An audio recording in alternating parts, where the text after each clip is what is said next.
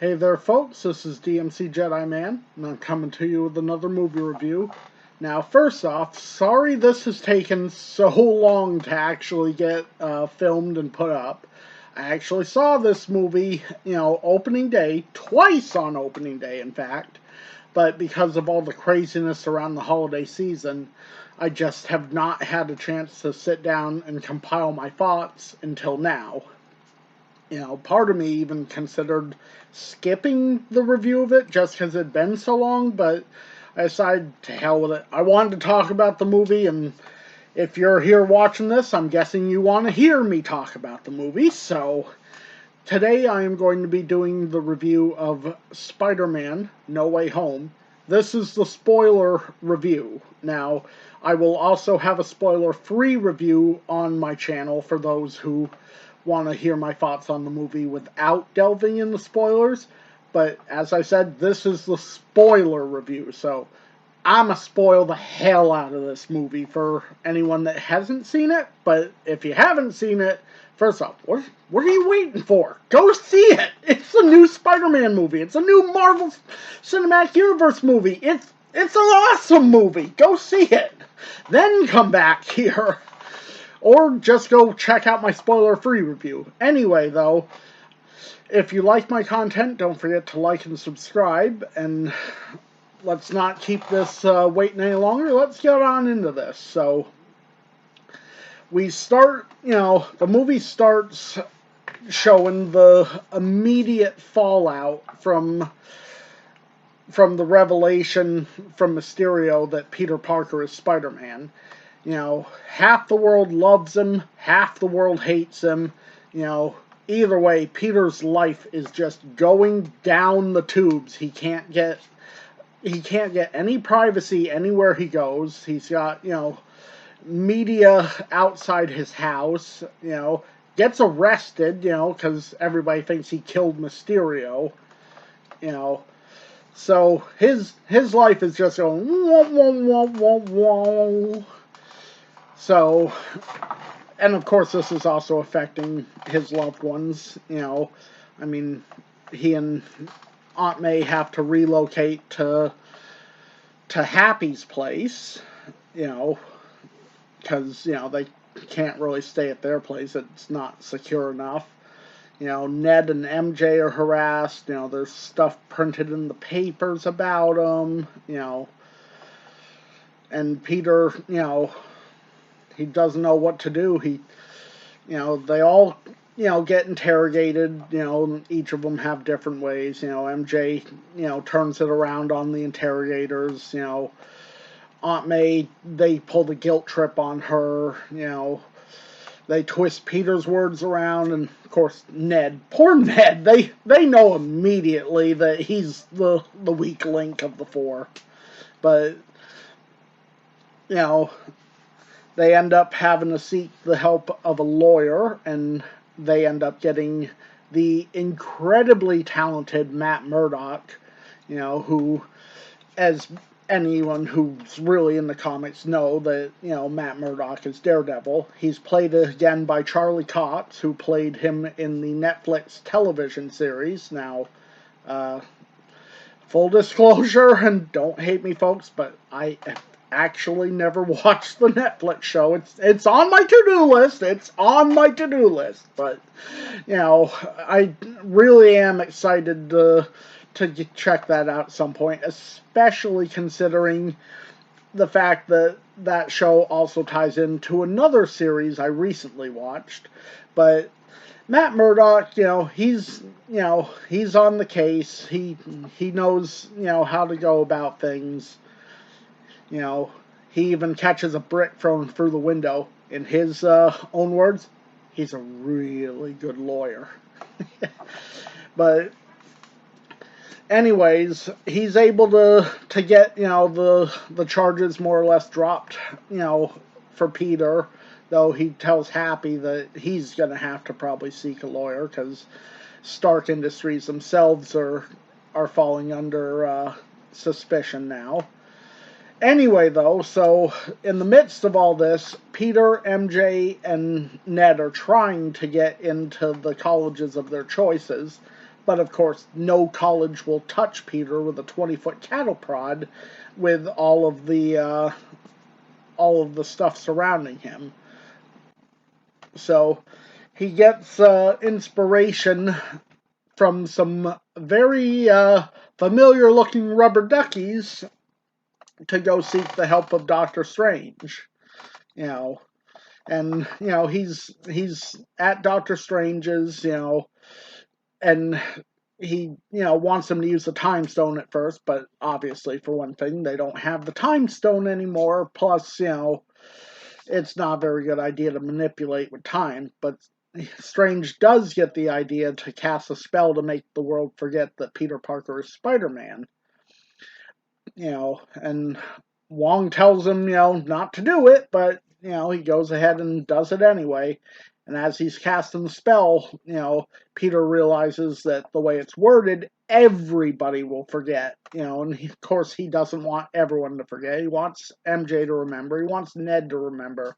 He wants, Aunt May to remember. And it, messes, each time Strange changes a spell, it messes it up a bit. And finally, it just about blows up in their face. He's able to contain the spell.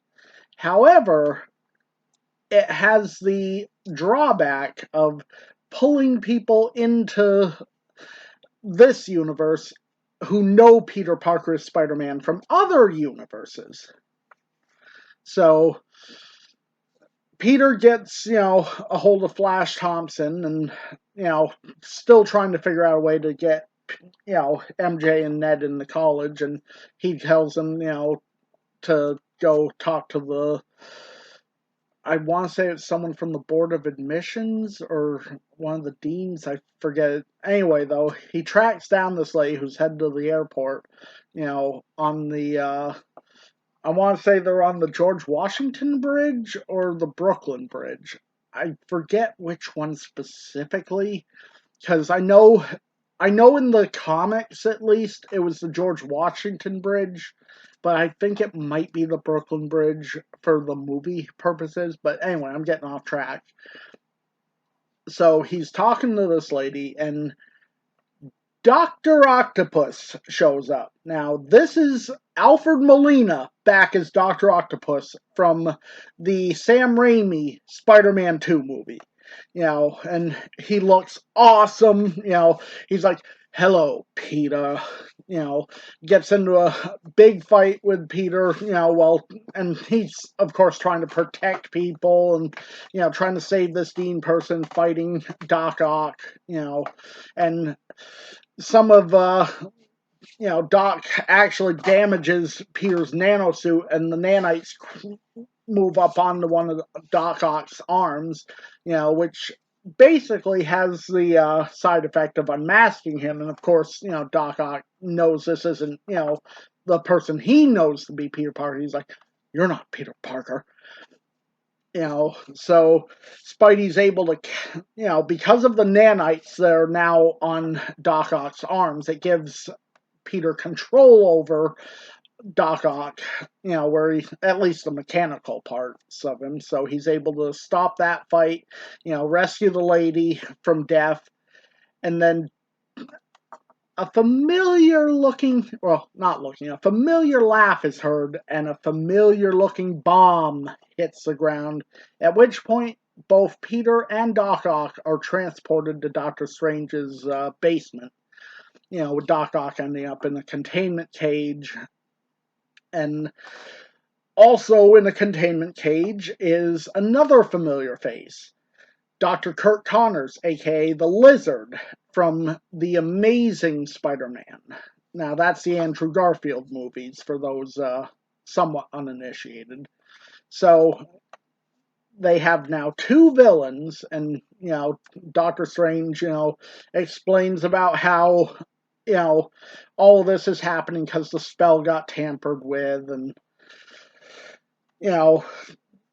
he wants Peter to go capture all these guys, and Peter goes and gets, Ned and MJ to help him, and Scooby-Doo, I'm getting a little ahead of myself. My thoughts are just going boop, boop, boop, boop, boop, boop. So MJ, and Ned come to help, and Doctor Strange, he tells him, Scooby-Doo this shit! And MJ's like, well, I know a few magic words too. So Strange acquiesces with, please, Scooby-Doo this shit. Now, honestly, I think they should have kept it the way it was in the trailer with Scooby-Doo this crap. They didn't really need to change it to a swear word. It still works, but I think it was funnier the other way. Anyway, though, so they get reports that there's been a flying person seen near electrical air, power, some sort of electricity place, power plant, that's what we'll call it. So Spidey heads out there, in a nifty looking black suit. It's basically his regular suit, spray painted black with gold lines, because, someone had thrown paint at him, you know, earlier in the movie. So he gets there, and he does not find the flying guy. He does, however, find yet another familiar face.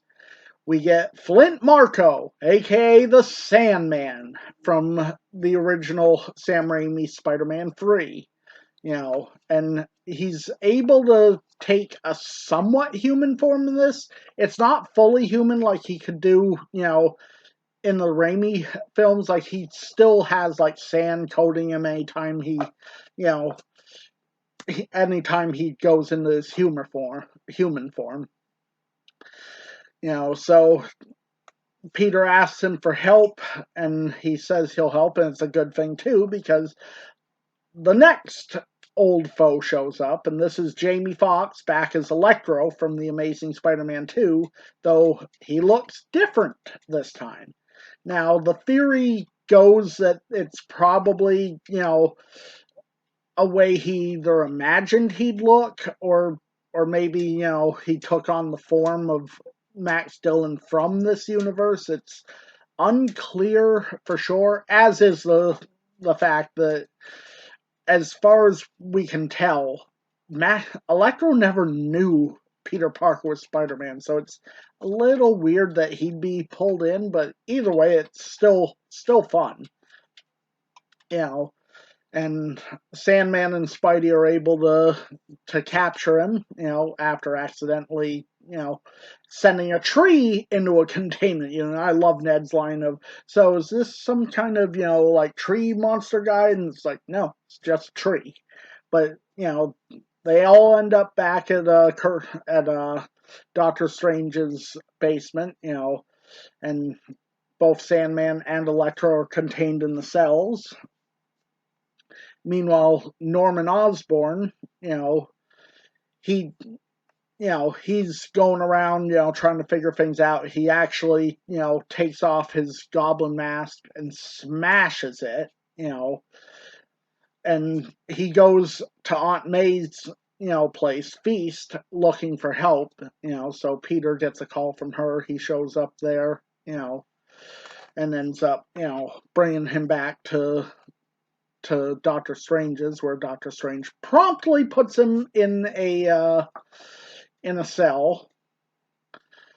I think I forgot to mention earlier, he put Peter in a cell briefly, but I'm not going back to that scene to revisit that. Anyway, though, so it's at this point that he kind of reveals, that's kind of revealed that every single one of these guys died fighting Spider-Man, and Doctor Strange has made a box to send everyone back, but of course it's going to send them back right to where they were right before they died, because most of these guys found out right before they died. Like, for Dr. Octopus, it was, right after he ripped off Spidey's mask,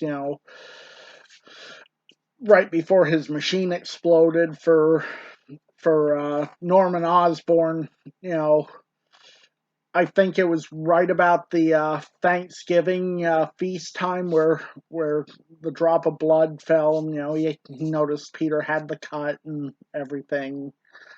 Sandman, I'm not entirely sure when it was. It's been a little while since I've watched the Raimi movies, and obviously it's a month after this came out, so little fuzzier on the details.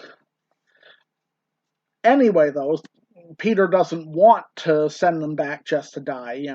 He thinks there's another way. So he takes the box, and he and Doctor Strange end up getting into this fight. And it's got some pretty cool moments, starting off with the fact that thanks to Peter's spider sense, when Strange pushes his astral form out, his body keeps blocking Strange from being able to get the box.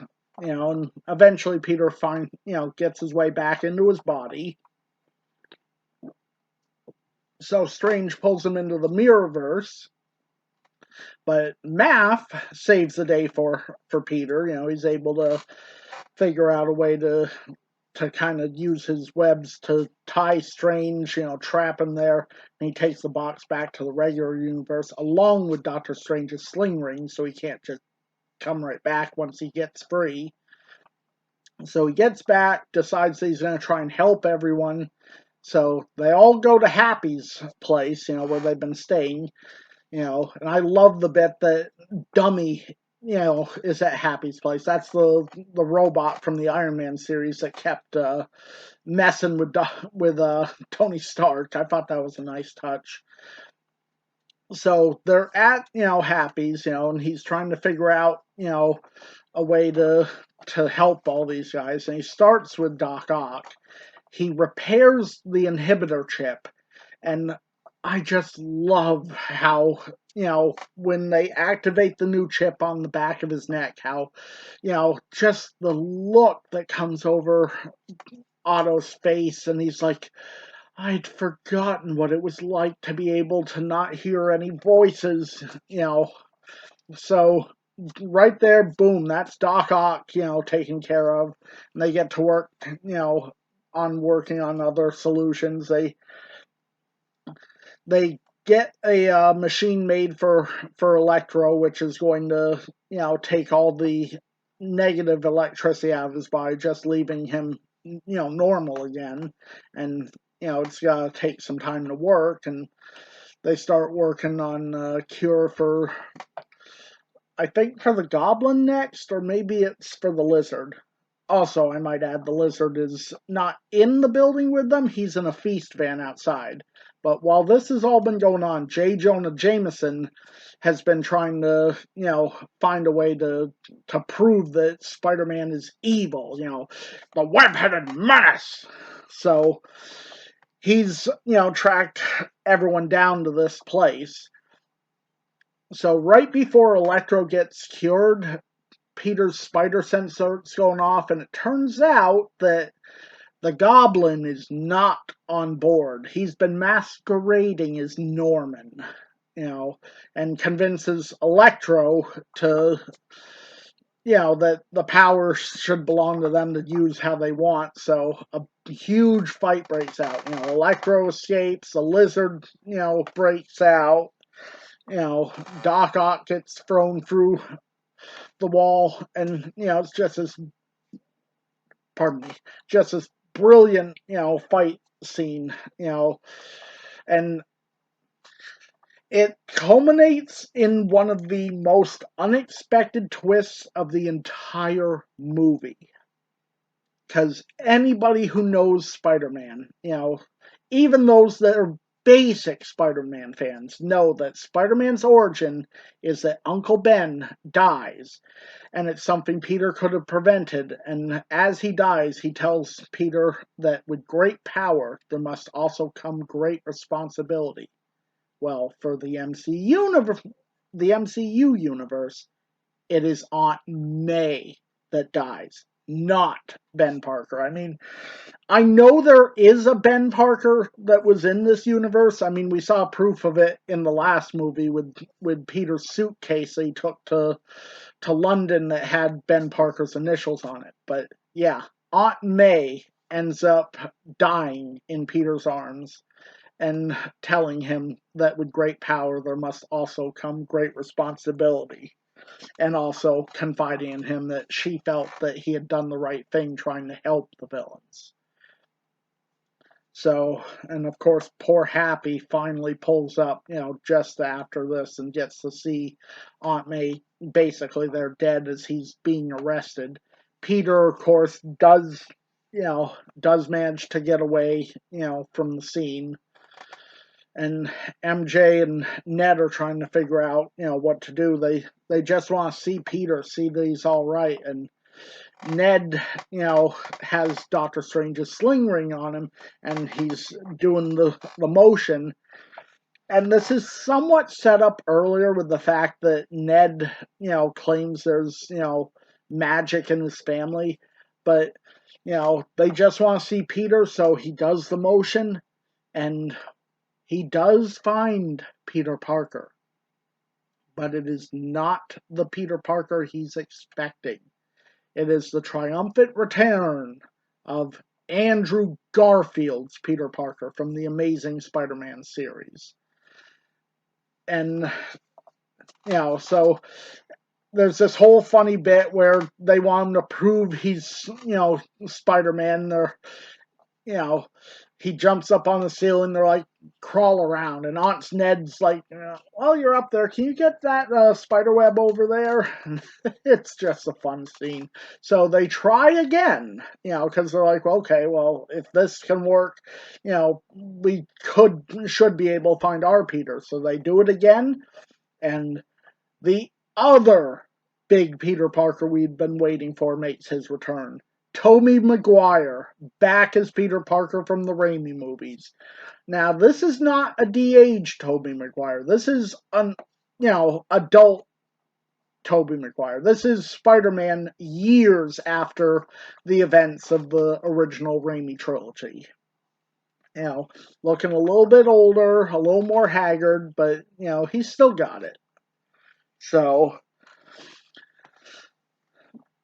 they brainstorm for a bit and figure out that they do have an idea where the Peter Parker of this universe would go. So they go there, and he is there.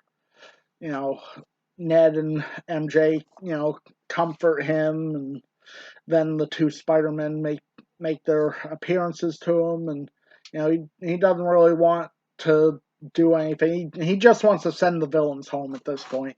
He's done with this. His aunt's dead. He just would rather they go back. If the other Spider-Men kill the bad guys in their timelines, that's not on him. But they reveal with great power comes great responsibility, which triggers our Peter to realize that's just what Aunt May told me before she passed.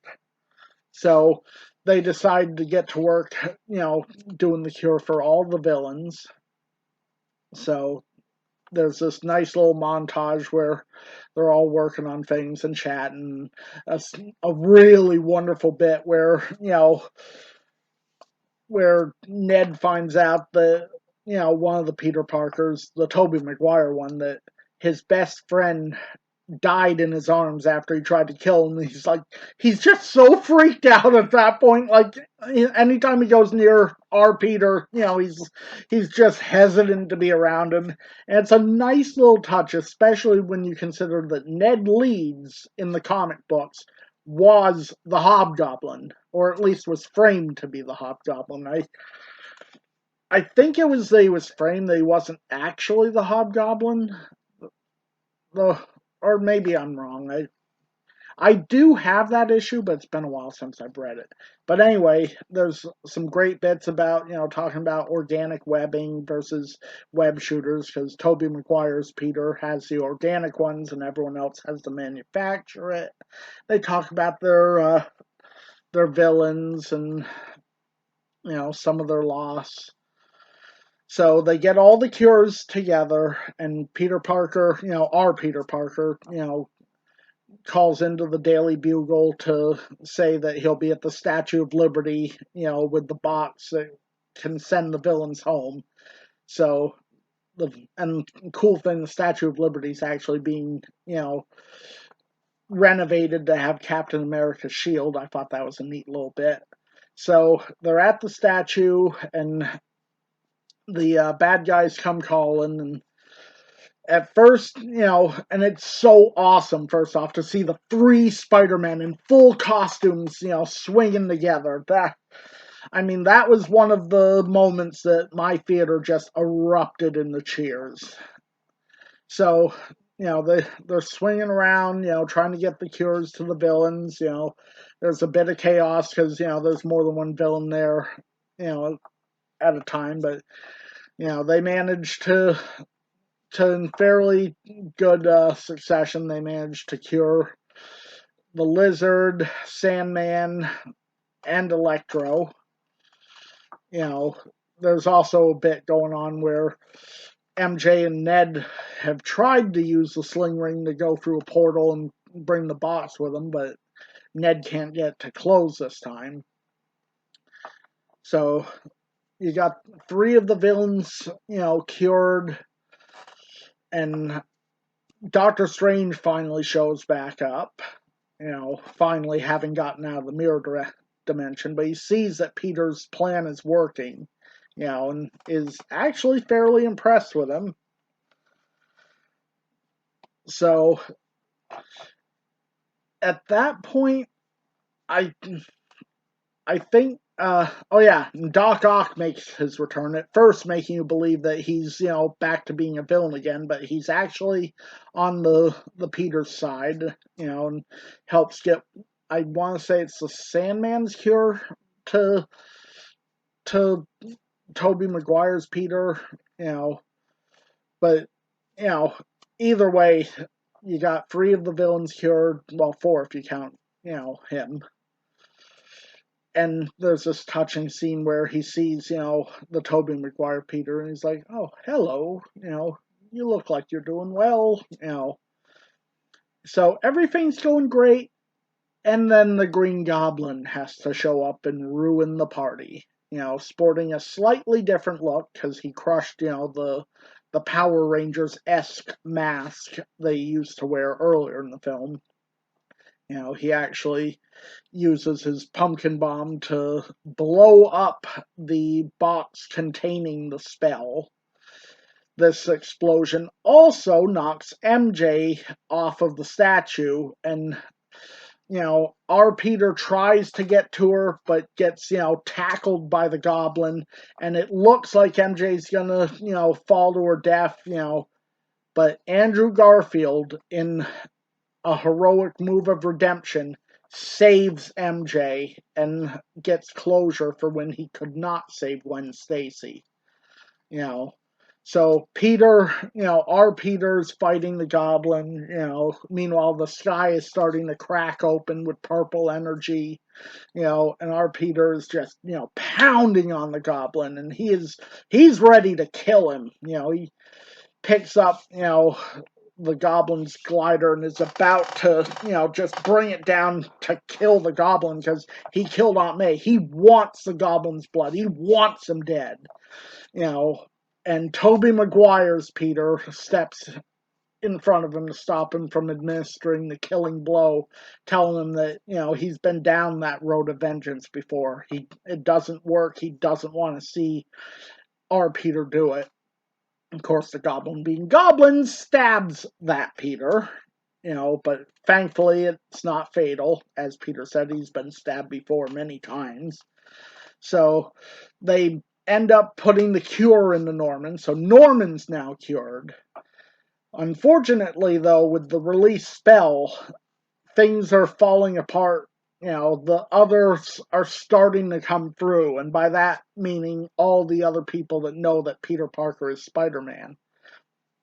So Peter, in a moment of self-sacrifice, says, well, how about a new spell, one that makes the world forget who Peter Parker is? So they make the new spell, which does work. It seals up all the cracks, sends all the bad guys back home, presumably to better lives since they're all, cured. But of course, the drawback is this spell means MJ's not going to know who Peter is, Ned's not going to know, Doctor Strange nor any of the other Avengers will know, Happy won't know, no one's going to know. They'll still know Spider-Man exists, But Peter Parker essentially does not exist, though they never do explain how that would fully work. Like, driver's license, birth certificate, records, photographs. I mean, how do you explain some of that stuff away? But anyway, though, so Peter, essentially is now on his own without any of his support group. He gets himself a new apartment. He visits Aunt May's grave. Happy's there, and they talk for a bit, even though Happy doesn't know him. He does try to go to MJ to talk to her, but, well, he does go to MJ, but he decides not to reveal himself to her. I think probably figuring that they're safer not knowing, about him, which makes me wonder if this could be a possible setup into Ned becoming the Hobgoblin. Because all of the best things in Ned's life seem to have happened because, he was Peter Parker's friend, Spider-Man's ally. So Peter ends up getting an apartment, you know, makes a brand new version of his suit, one that's the classic red and blue, and goes out swinging into the night, and that's how the main film ends. Now, there is one scene in the credits, and that is of Eddie Brock, Venom from the Venom movies, is at this bar in Mexico, which is where we last saw him at the end of Venom 2, Let There Be Carnage. And he's, having this discussion with the bartender about everything that happened in the MCU. And, he ends up, being pulled back into his universe, but he leaves behind a little bit of familiar black goo that is moving. In other words, folks, there is now the Venom symbiote in the MCU, and I cannot wait to see where they go with that. Venom and Carnage are two of my favorite Spider-Man characters, and I'd love to see what the MCU would do with it. There is another scene at the end of the credits. It's not really a scene, though. It's a teaser trailer for Doctor Strange and the Multiverse of Madness. I won't go into any of the stuff in that because it's a trailer for another thing, and obviously when that movie comes out, I'll probably do one of these for that too. But overall, it was an incredible movie. It's easily my second favorite movie of the year. The only reason I say second favorite is because Ghostbusters Afterlife came out this year, and I am a hardcore Ghostbusters fan. But, Spider-Man No Way Home ticked off all the boxes, even though some of the things you already knew were going to happen, like you knew Andrew Garfield and Tobey Maguire were going to be in it. You knew, essentially, the villains that were going to show up in it, I mean, it ticked off all the boxes. It was funny. It was, had a lot of action and thrills. It had some heartfelt moments. It had some shocking moments. I mean, it built upon things and set things up for a return to the Spider-Man we all know and love, in the fact of cutting off Peter's allies. Now, keep in mind, I don't think this is going to stick. I think eventually something will happen that will bring people's memories back, but I wouldn't count on it for at least a couple movies of the new Spider-Man trilogy. I mean, overall, if you haven't seen this movie yet, which, as I said in the beginning, what the hell are you waiting for? But I highly recommend going to see this. I will say that release date for the Blu-ray, when it comes out, I'm getting it day one. Because I really want to rewatch this movie. I mean, I've already seen it twice, but I just want to be able to watch it again and just pause and be like, oh my god, I didn't notice that this first time, because I imagine there's so many Easter eggs, some of them I probably didn't even catch. I apologize if I missed any scenes in this review. Like I said, I saw it opening day twice, but that was, almost a month ago. I'm a little late on this review, but I hope you've enjoyed it. I've hoped I've given you a few insights into things. Anyway, This has been DMC Jedi Man, and I am signing out. Peace.